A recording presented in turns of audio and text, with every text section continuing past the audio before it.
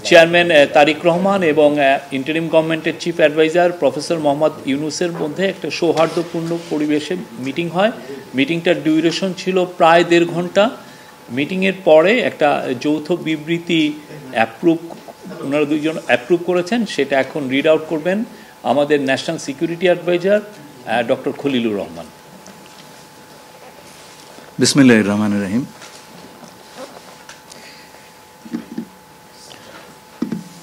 মাননীয় প্রধান উপদেষ্টা এবং বিএনপির ভারপ্রাপ্ত চেয়ারম্যান দুজনের অনুমোদিত যৌথ বিবৃতিটি আমি পাঠ করে শোনাচ্ছি। আজ বিএনপির ভারপ্রাপ্ত চেয়ারপারসন জনাব তারেক রহমান লন্ডনে সফররত প্রধান উপদেষ্টা প্রফেসর ডক্টর মোহাম্মদ ইউনুসের সাথে সাক্ষাৎ করেন। অত্যন্ত সৌহার্দ্যমূলক পরিবেশে তাদের বৈঠক অনুষ্ঠিত হয়। জনাব তারেক রহমান প্রধান উপদেষ্টার কাছে আগামী বছরের রমজানের আগে নির্বাচন আয়োজনের প্রস্তাব করেন। দলের চেয়ারপারসন বেগম খালেদা জিয়াও মনে করেন ওই সময় নির্বাচন অনুষ্ঠিত হলে ভালো হয়। প্রধান উপদেষ্টা বলেন যে তিনি আগামী বছর এপ্রিলের প্রথমার্ধের মধ্যে নির্বাচন অনুষ্ঠানের ঘোষণা দিয়েছেন। সকল প্রস্তুতি সম্পন্ন করা গেলে 2026 সালের রমজান শুরু হওয়ার আগের সপ্তাহেও নির্বাচন আয়োজন করা যেতে পারে। সেক্ষেত্রে সেই সময়ের মধ্যে সংস্কার ও বিচারের বিষয়ে পর্যাপ্ত অগ্রগতি অর্জন করা প্রয়োজন হবে। জনাব তারেক রহমান প্রধান উপদেষ্টার এই অবস্থানকে স্বাগত জানান এবং দলের পক্ষ থেকে তাকে ধন্যবাদ জ্ঞাপন করেন। প্রধান উপদেষ্টাও জনাব তারেক রহমানকে ফলপ্রসূ আলোচনার জন্য ধন্যবাদ জানান। আপনাদের সবাইকে ধন্যবাদ। আমরা 7টা কোশ্চেন নিব। আপনারা কোশ্চেনগুলো করবেন হচ্ছে আমাদের national security adviser doctor Khalilur Rahman এবং বিএনপির স্ট্যান্ডিং কমিটির মেম্বার আমির খসরু মাহমুদ চৌধুরী। প্লিজ। আমার একটা প্রশ্ন, জুলাই সনদ নিয়ে কোনো কথা হয়েছে কি আজকের বৈঠকে?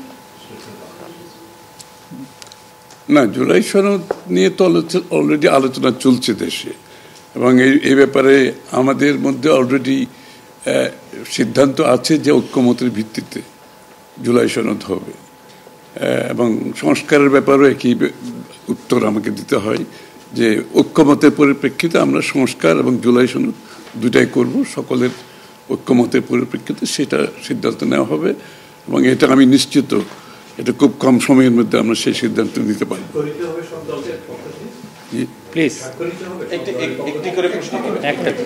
হ্যাঁ, ঐক্যমত যেখানে হবে স্বাভাবিকভাবে ঐক্যমতের পরিপ্রেক্ষিতে যে সিদ্ধান্ত হবে স্বাক্ষরিত তো হবেই, না হওয়ার কোনো কারণ তো নেই। Please please please please please. উনি হচ্ছে যে যেটি বারবার যে কথাটি বলা হচ্ছে যে রুটম্যাপ নির্বাচনের একটি সঠিক তারিখ নির্ধারণে আসলে সমস্যাটা কোথায়? একটি সঠিক তারিখ সুনির্দিষ্ট তারিখ, এর কোনো সমস্যাই নাই। আমরা কোনো সমস্যা দেখছি না। কেউ দেখলে পারে এটা ভুল দেখছেন। নির্বাচনের সম্পর্কে আজকে যৌথ বিবৃতিতে আমরা বলে দিয়েছি দুপক্ষই, এবং নির্বাচন কমিশন আমরা আশা করব শীঘ্রই একটা তারিখ ঘোষণা করবে।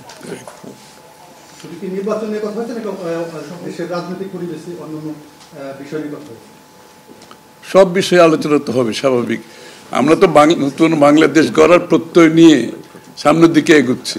সবাই আমরা চাই দেশ গড়ার যে প্রত্যয় আমরা নিয়েছি, আমরা ঐক্যবদ্ধভাবে সেই কাজটা করব। শুধু নির্বাচনের আগে নয়, নির্বাচনের পরেও বাংলাদেশ গড়ার যে প্রত্যয় নিয়ে আমরা সবাই ঐক্যমত হয়েছি, সেটা আমরা সামনের দিকে এগিয়ে নিয়ে যাব।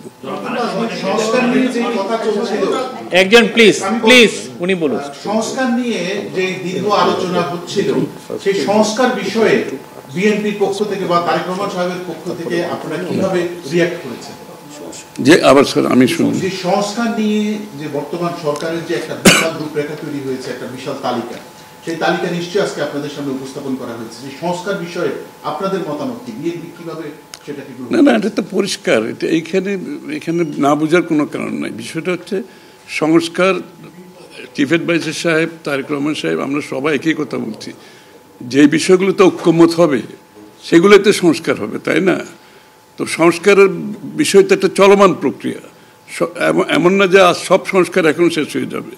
এটা নির্বাচনের আগেও কিছু সংস্কার হবে যেখানে ঐক্যমত হবে, আর নির্বাচনের পরেও সংস্কার অব্যাহত থাকবে। কারণ আমরা যেই দেশ গড়ার প্রত্যয় নিয়েছি, সংস্কারের প্রয়োজনীয়তা সবাই অনুভব করছে এখানে, সুতরাং আগে পরে সংস্কার চলতে থাকবে। Please please please please. আমার হচ্ছে তারেক রহমান দীর্ঘদিন ধরে এখানে অবস্থান করছেন এবং স্বরাষ্ট্র উপদেষ্টাও বলেছেন ওনার দেশে ফিরতে কোনো বাধা নেই। ওনার এই ব্যাপারে কোনো আলোচনা হয়েছে কিনা বা কবে দেশে ফিরতে পারে?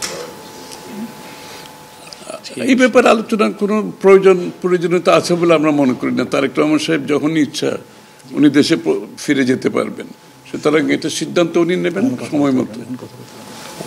আমি একটা প্রশ্ন করতে চাই। আমার প্রশ্ন আছে যে শেখ হাসিনার যে এই যে হত্যাযজ্ঞ, সেই হত্যাযজ্ঞের যে বিচার প্রক্রিয়া, সেই বিচার প্রক্রিয়ার সাথেও কিন্তু একটা বিষয় জড়িত। তিনি বলেছেন যে তার সময় অর্থাৎ নির্বাচনের আগেই শেখ হাসিনার যে বিচার প্রক্রিয়া তিনি শেষ করতে চান এবং পরবর্তীতে তাকে ফিরিয়ে আনার ব্যাপারে তিনি সিদ্ধান্ত নেবেন।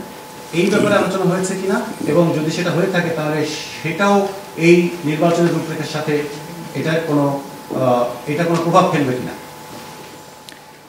যৌথ বিবৃতিতে এর উত্তর দেওয়া আছে।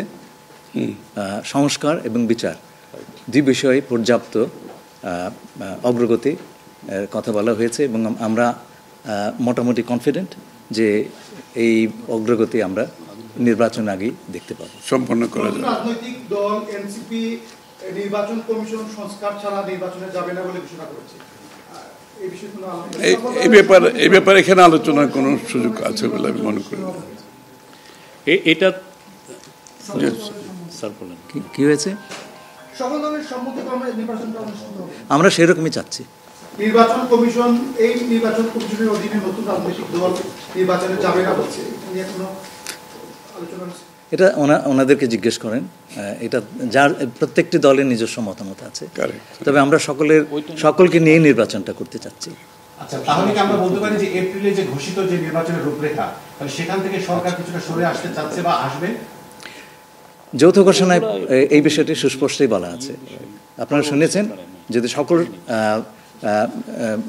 কাজ সময় মতো আমরা করতে পারি এবং বিচার ও সংস্কারের ব্যাপারে পর্যাপ্ত অগ্রগতি হয়, তাহলে নিশ্চয়ই সেটা করা যেতে পারে। এখানে আমি একটু অ্যাড করি যে ইয়ের সাথে, যে মিটিংটা প্রথমে আমাদের দুই সাইডের ডেলিগেশনের সাথে হয়েছে এবং পরবর্তীতে 1-to-1 ওনারা দুজনে দীর্ঘ সময় আলোচনা করেছেন। আপনারা কি সন্তুষ্ট কিনা? নিশ্চয়ই সন্তুষ্ট। শুধু আমরা তো বলছি নির্বাচনের আগে নয়, নির্বাচনের পরও দেশ গড়ার ক্ষেত্রে আমরা সবাই একসাথে কাজ করতে হবে, নতুন বাংলাদেশ করতে হবে। আর সন্তুষ্ট না হলে তো যৌথ ঘোষণা আসবার কথা নয়। এখন যে বিচার প্রক্রিয়া চলছে বিগত সরকারের বিভিন্ন, আপনি একবার কোশ্চেন করেছেন প্লিজ। না আরেকটা লাস্ট কোশ্চেন নিব, লাস্ট একটা কোশ্চেন নিব। জি, জাতীয় ঐক্যমত্যের সরকার গঠনের বিষয়ে কোনো আলোচনা হয়েছে কি?